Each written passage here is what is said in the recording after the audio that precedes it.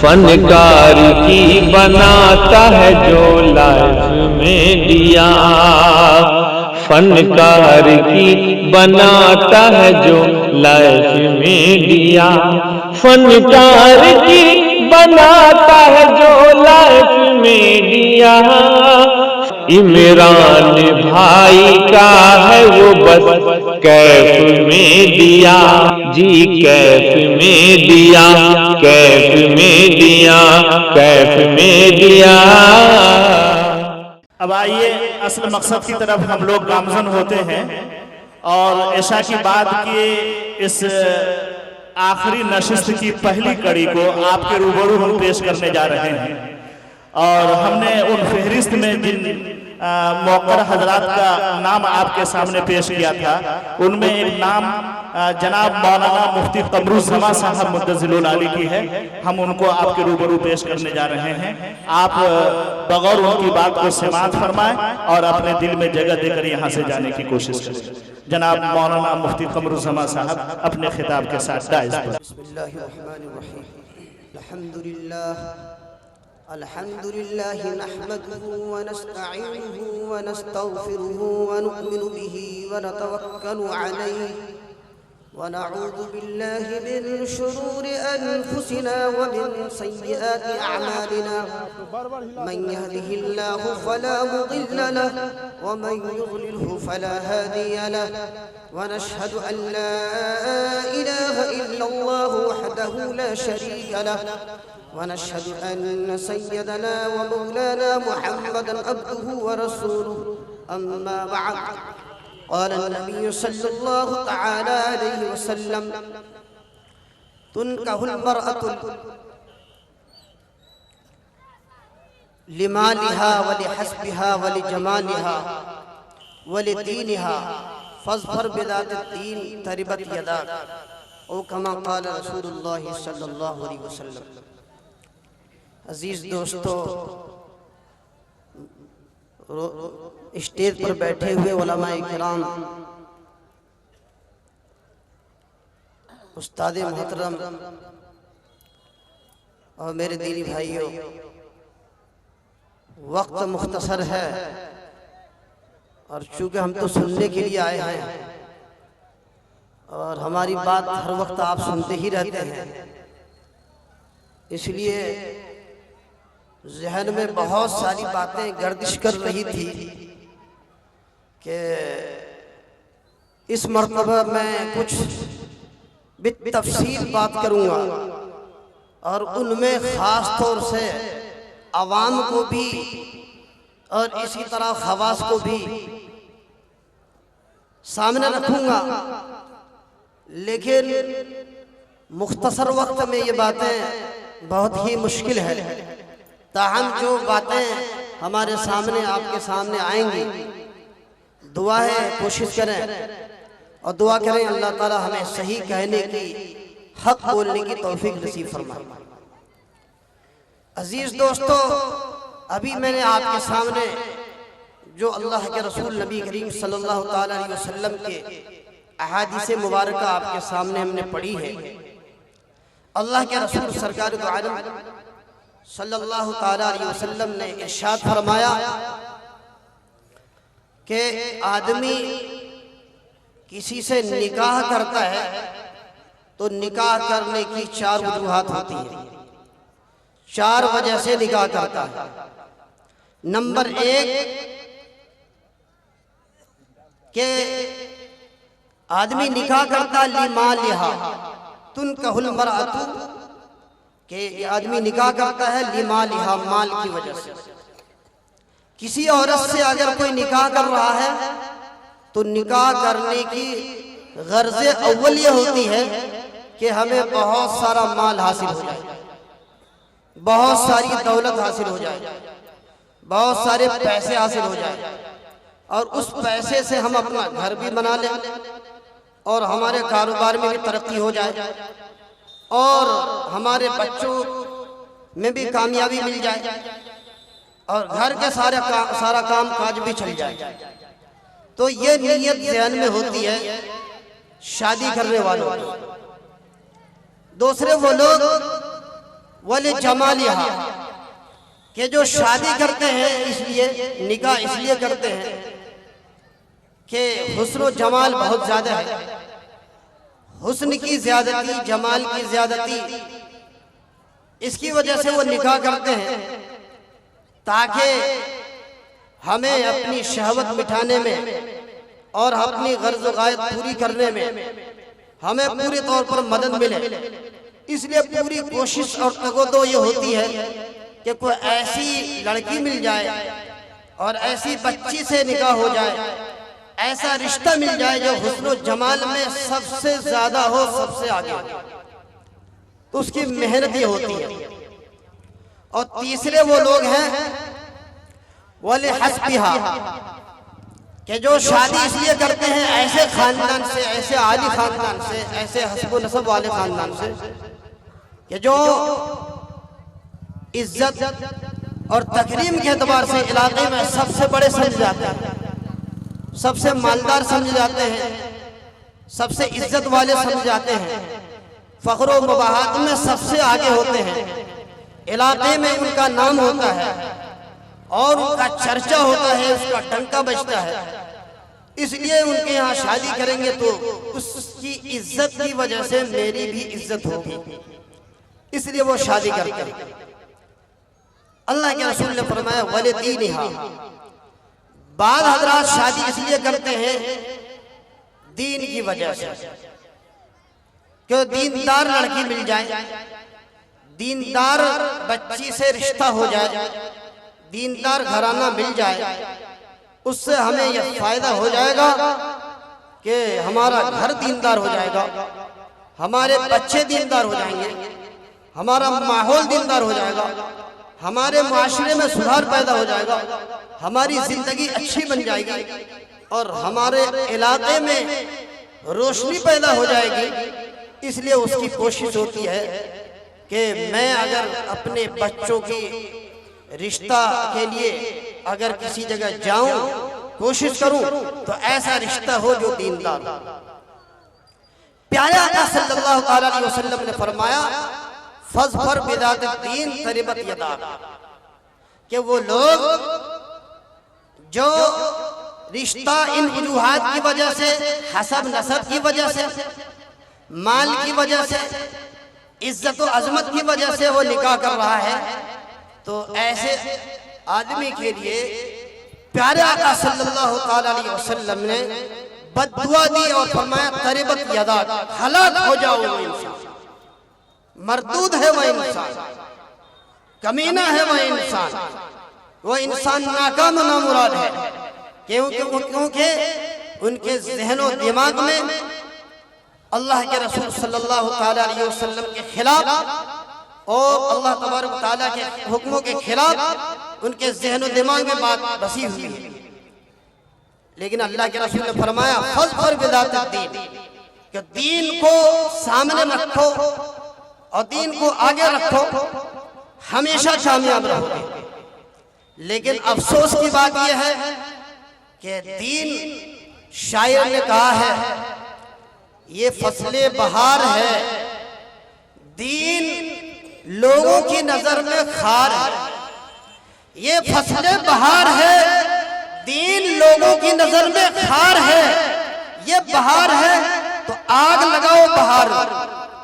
शायर ने क्या कहा? शायर ने कहा कि ये फसले बहार है, ये आलम, ये दुनिया अगर फसले बहार है, ये बददियानती, ये गलत तरीका, रसूलुल्लाह सल्लल्लाहु अलैहि वसल्लम के सुन्नत के खिलाफ, अल्लाह के मर्जियात के खिलाफ, अल्लाह के हुक्मों के खिलाफ अगर कोई तरीका है और इस तरीके को हम और आप फसले बहार समझ रहे हैं और हम इसको सबसे अच्छी चीज समझ रहे हैं, तो शायर कहता है ऐसे बहार में आग लगा दो, ऐसे बहार की कोई जरूरत नहीं, ऐसी कामयाबी की कोई जरूरत नहीं। कामयाबी तो दरअसल प्यारे आका सल्लल्लाहु अलैहि वसल्लम की सुन्नत मुतहरा में है, प्यारे आका सल्लल्लाहु अलैहि वसल्लम की जिंदगी में है, अल्लाह के हुक्मों के ताबे है। लेकिन अफसोस की सदा अफसोस कि जो पहले जमाना करने अव्वल रसूलुल्लाह सल्लल्लाहु अलैहि वसल्लम से पहले जमाने में आपके बिअसत से पहले जिस तरह लोगों का ख्याल था, लोगों का रुझान था, लोगों के ज़हनो दिमाग में बातें थी इन हमारी माँ बहनों के बारे में, वही ख्याल, वही चीजें आज हमारे ज़हनो दिमाग में आ चुकी है। हमारे ज़हनो दिमाग में सारी बातें आ चुकी है, हमारे लोगों में ये बातें आ चुकी है, रच बस गई है। जैसे पहले ये था कि जैसे चीन के अंदर लोगों के ज़हनों में था ये जो औरतें होती हैं ये आधी औरतें होती हैं, आधा इंसान होता है, तो ये आधा इंसान है और इस औरत की वजह से बहुत सारी बुराइयां जन्म लेती हैं। लिहाजा इस औरत को मुआशरे में रहना ही नहीं चाहिए। इसी तरह फ्रांस में लोगों का अकीदा था कि यह औरतें इसकी वजह से बहुत सारी बुराइयां जन्म लेती हैं, तो इसको अपने धर्म की जगह पर रखना नहीं चाहिए।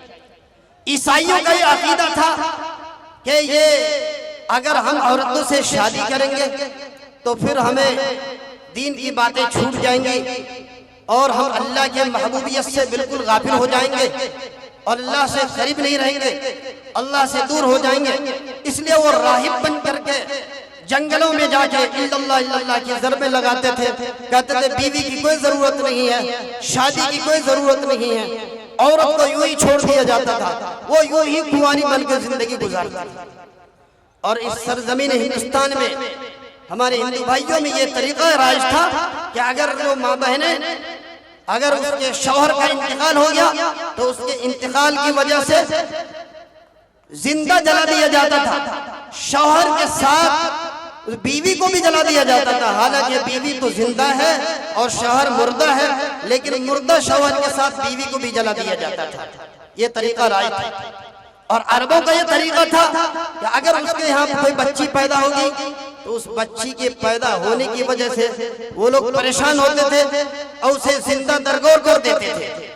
चुनांचे रिवायतों में आता है कि एक सहाबी रसूल कैस बिन आसिम रज़ी अल्लाह तआला अन्हु जरीरुल कदर सहाबी हैं, फरमाते हैं कि एक मरतबा उन्होंने अपना वाक़या बयान किया कि मेरे घर में बच्ची पैदा हुई, मैं सफर में था, इत्तेफाक से मेरी बीवी ने हमारी उस बच्ची को किसी के यहाँ रख दिया, किसी रिश्तेदार के यहाँ रख दिया और वो बच्ची बड़ी पली और पलकर किसी वजह से एक मरतबा मेरे घर आई।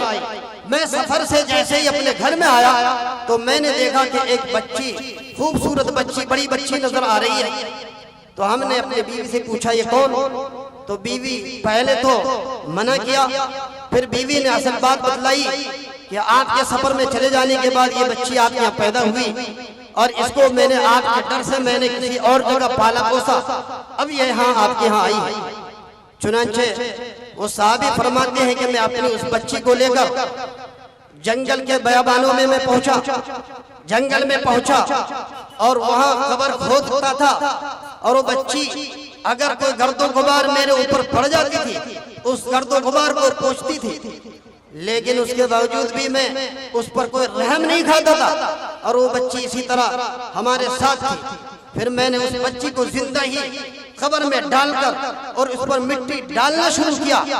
बच्ची चिल्लाती रही, रोती रही, लेकिन मैंने उस बच्ची पर कोई निगाह करम नहीं किया और मैं सख्ती के साथ मिट्टी डालता रहा, यहाँ तक कि मैंने इसे जिंदा दरगोर कर दिया। प्यारे आका सल्लल्लाहु अलैहि वसल्लम के जमाने की बात है, सहाबी फरमाते हैं तो वो एक जमाना था, लेकिन आज का जो जमाना हमारा जो मौजूदा दौर है, इस मौजूदा दौर में भी यही सूरत हाल तकरीबन नजर आ रहा है। ये क्या कि हमारे घर में अगर बच्ची पैदा हो गई तो अब बच्ची के पैदाइश की वजह से नींदें हराम हो जाती है, घर सोना पड़ जाता है, जो मिठाई आने वाली थी वो मिठाई खत्म हो जाती है, जो लड्डू आने वाली थे वो लड्डू खत्म है, अब कुछ भी नहीं आएगा। क्यों? घर में शोक मनाया जा रहा है और रिश्तेदारों में ऐसा अकारिब में किसी जगह ये बात नहीं बयान की जा रही कि हमारे यहाँ बच्चा पैदा हुआ या बच्ची पैदा हुआ। खामोश है, बिल्कुल खामोश है। क्यों खामोश है? इसलिए कि घर में बच्ची पैदा हुई है और उस बच्ची के पैदाइश की वजह से ज़हनो दिमाग मुअत्तल है, कहीं ऐसा ना हो ये बच्ची बढ़ेगी और बढ़कर आगे जब बढ़ेगी तो हमें जहेज देना पड़ेगा और रसूमात से हमें आगाह होना पड़ेगा, हमें परेशानी उठानी पड़ेगी और बहुत सारा मामला हमारे सामने आएगा। इसलिए मैं वो बहन भी, माँ भी, बच्चे भी, औलाद भी, घर के सारे अहबाब सब के सब मायूस नजर आते हैं जब अगर किसी घर में बच्ची पैदा होती है। और उमूमन ये होता है कि उस बच्ची के आने से पहले ही आजकल जिस तरह मशीनें ईजाद हैं, उस मशीनों के जरिए, आलात के जरिए ये पता चलाया जाता है कि पेट में बच्ची है या बच्चा है। अगर ये पता चलता है कि बच्ची है तो उस बच्ची को वहीं कत्ल कर दिया जाता है, खत्म कर दिया जाता है, चाहे वो 7 महीने की हो या 8 महीने की। ये सूरत हाल हमारे यहाँ है। अब उन लोगों की सूरत हाल तो जो कुछ था वो था, दौरे जाहिलियत में जो जमाना था वो था, लेकिन हमारे इस जमाने में बच्चियों से क्यों डर लगता है? बच्चियों के पैदाइश पर क्यों गम मनाया जाता है? बच्चियों के आने पर क्यों गम मनाया जाता है? उस गम मनाने की वजह जहेज है। क्या है?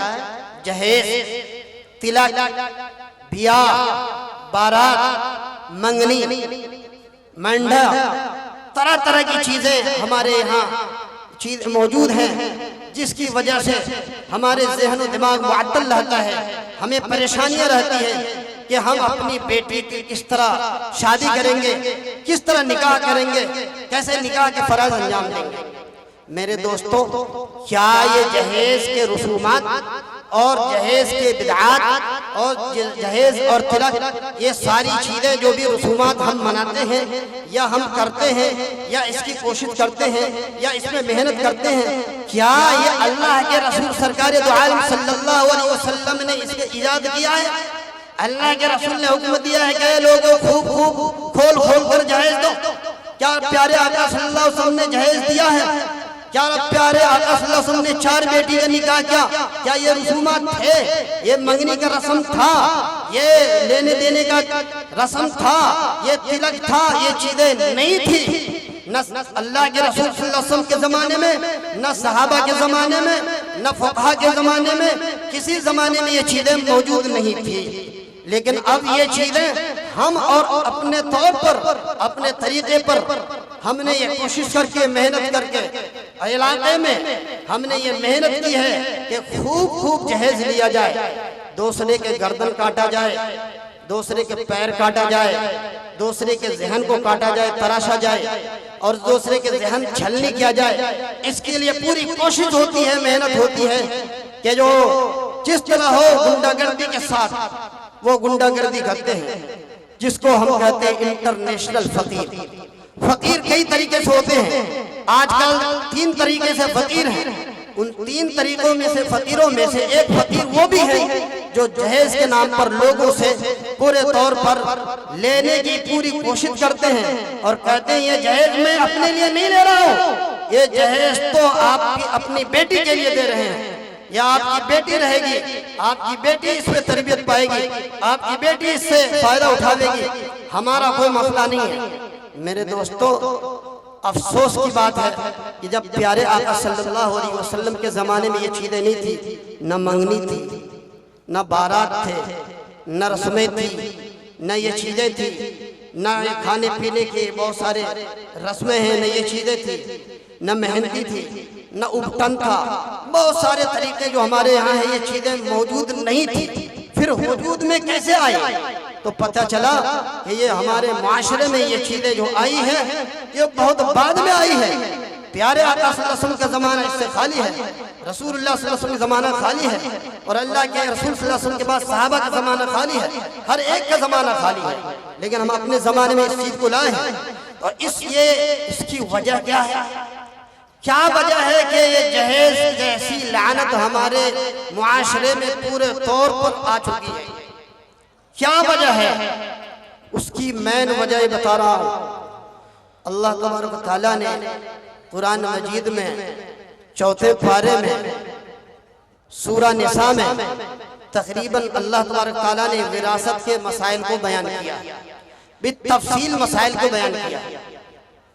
अल्लाह ताला ने बहुत सारी बातें अपने नबी की जबान से बयान फरमाया, नबी ने उसे बताया, नबी अलैहिस्सलातु वस्सलाम ने शरह की, नबी अलैहिस्सलातु वस्सलाम ने तौज़ीह की।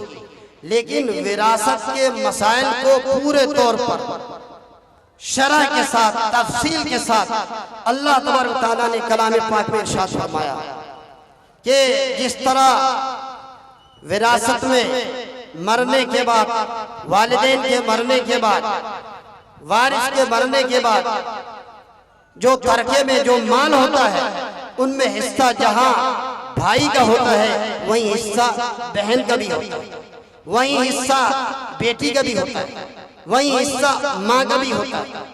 तो जाहिर सी बात है कि जब हमने अपना हिस्सा बहनों के लिए, अपनी बेटियों के लिए, अपनी माँ के लिए निकालना बंद कर दिया, अल्लाह तबारक ताला ने हमारे ऊपर एक ऐसा अज़ाब मुसल्लत कर दिया कि इस अज़ाब में हर एक मुसलमान गिरफ्तार है।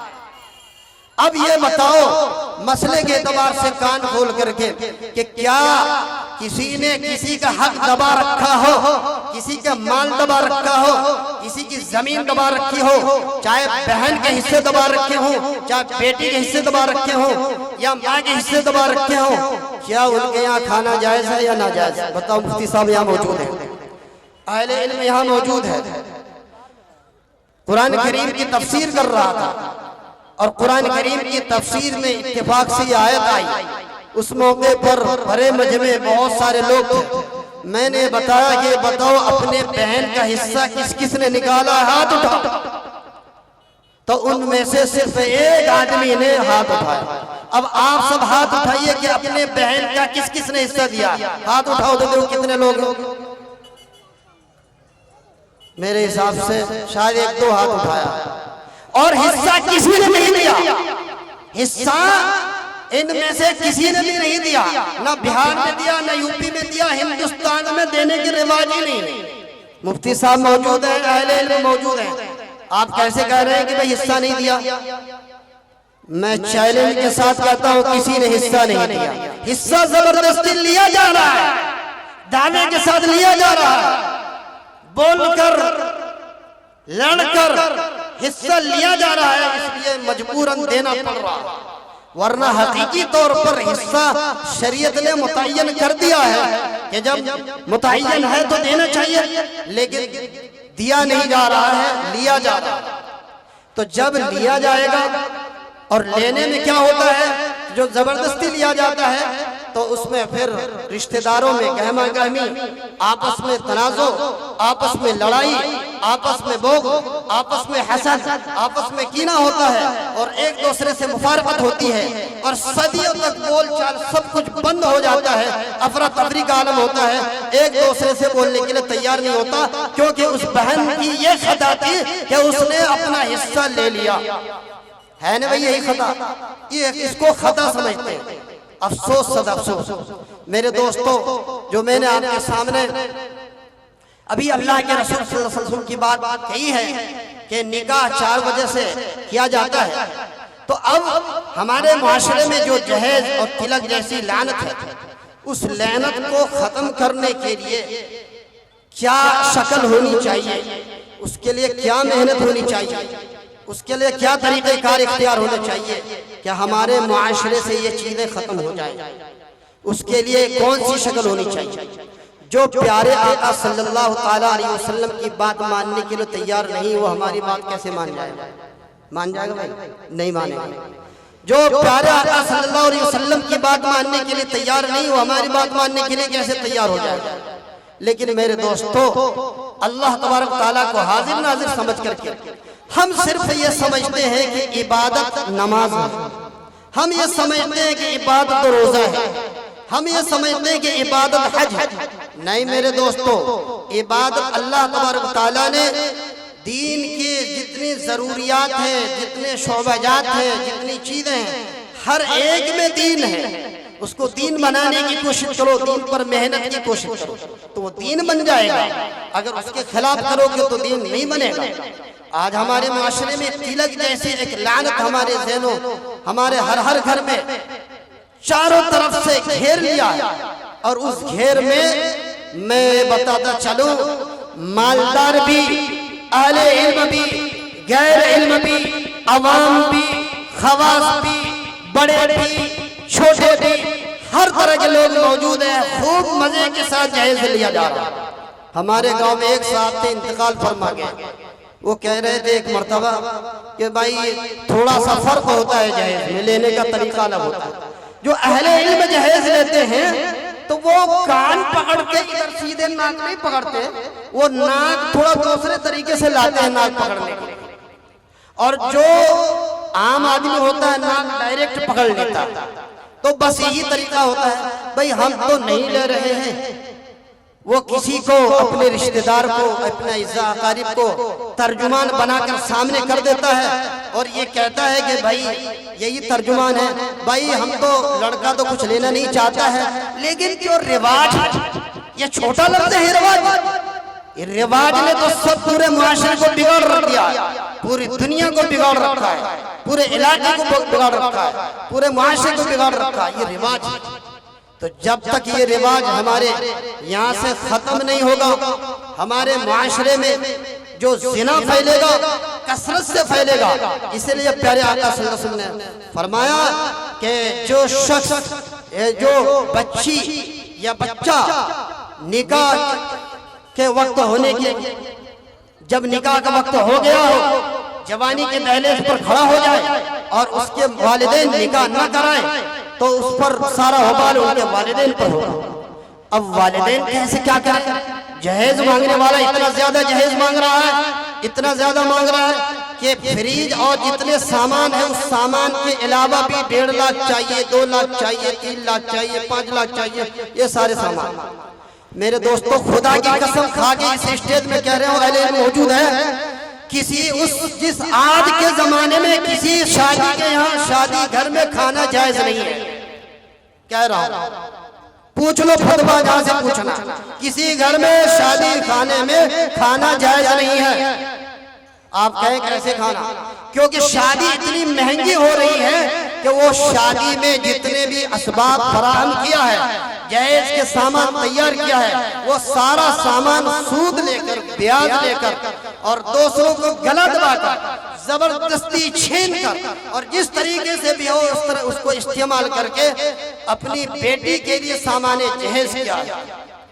तो जाहिर सी बात है, जब सूद लेकर अपने बेटी के जहेज के सामान को तैयार करेगा तो क्या उसके घर में खाना जायज होगा? जाहिर सी बात है, उसके घर में खाना जायज नहीं है, उसके घर में खाना भी नहीं चाहिए। लेकिन अफसोस के सदा अफसोस, सब खा रहे हैं, दुनिया खा रही है, हम भी खा रहे हैं, आप भी खा रहे हैं, खाने वाला खा रहा है, खूब मजे से खा रहा है। अब इसका हल क्या हो? किस तरीके से ये चीजें खत्म हो? इलाके में ये मुआशरे में बातें खत्म होने के लिए, इसके लिए क्या कोशिशें हो सकती हैं? देखो, तकरीर तो हमारे मौलाना सादुल नजीब साहब, मौलाना अब्दुल्ला सालिम साहब, हमारे अकाबिर और बड़े बड़े लोग करेंगे और बहुत अच्छी अच्छी तकरीरें करते हैं। मैं तो तकरीर बहुत कम ही करता, लेकिन ये अमल के मैदान में कब आओगे मुसलमान? अमल कब आएगा? जिंदगी में दीन कब आएगा? जिंदगी में अल्लाह रसूल सल्लल्लाहु अलैहि वसल्लम की सुन्नत कब आएगी? ये स्टेज पर भी कहा जाता है और हम लोग भी सुनते हैं कि शादी करना सुन्नत है। क्या कहते हैं मुफ्ती साहब? अहले इल्म शादी करना क्या कहते हैं? सुन्नत। सुन्नत हरी है या लाल? ये बताओ, सुन्नत हरी होती है या लाल होती है?